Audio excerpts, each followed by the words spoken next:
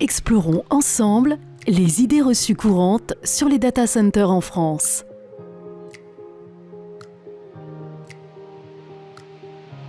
Contrairement à ce que l'on peut penser, les data centers ne poussent pas comme des champignons.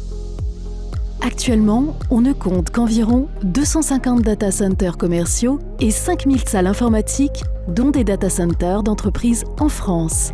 Un data center n'est pas qu'un bâtiment où se concentrent des disques durs. C'est la première brique du numérique et de l'économie en général.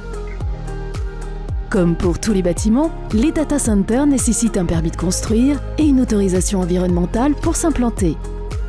Ils sont soumis à la réglementation fiscale française et doivent payer des impôts. Les procédures sont strictes et longues. Aujourd'hui, les entreprises et les administrations utilisent les data centers pour numériser et héberger leurs données à distance. Ces données sont placées dans un cloud qui lui-même est hébergé dans un data center.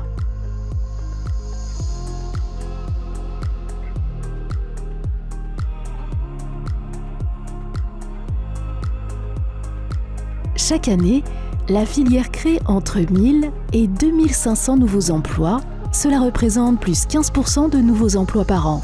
Ce sont autant d'emplois non délocalisables.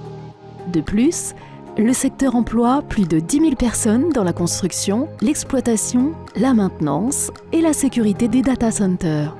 La filière recrute notamment parmi les jeunes, les personnes en reconversion et les femmes.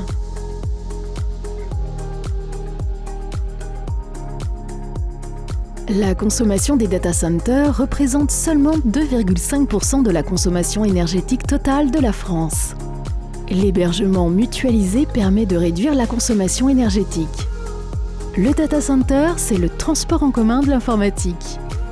La filière s'engage à réduire ses besoins en refroidissement et surveille en permanence cet engagement. La filière utilise des techniques pour limiter sa consommation. Les systèmes de refroidissement par évaporation, bien qu'ils consomment de l'eau, sont très efficaces sur le plan énergétique. Un data center consomme l'équivalent en eau de 10 foyers par an, ce qui est bien inférieur à d'autres secteurs. Il est possible de récupérer la chaleur informatique émise par les serveurs, mais le plus simple reste encore d'utiliser la chaleur pour un usage interne. La plupart des projets de data center s'implantent sur des friches industrielles et nécessitent des investissements dans la dépollution des lieux. Les études scientifiques ont montré que les data centers ne présentent pas de danger pour la santé.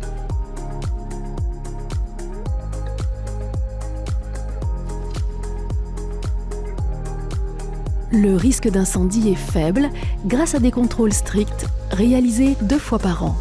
La filière utilise des capteurs avancés pour assurer la sécurité des données. Le piratage des data centers est très rare, la France étant l'un des meilleurs pays européens en matière de cybersécurité.